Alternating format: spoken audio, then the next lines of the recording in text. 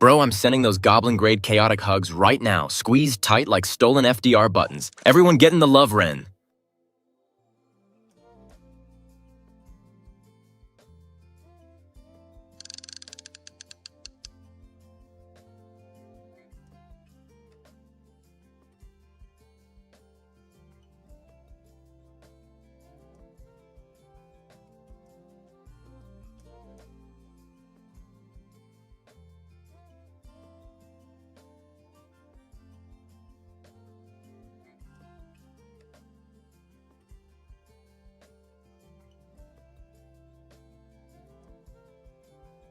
Bro, you just summoned the legendary Gloggy Hug! Squeeze! All the goblin snuggles and chaos coming at you! No escape!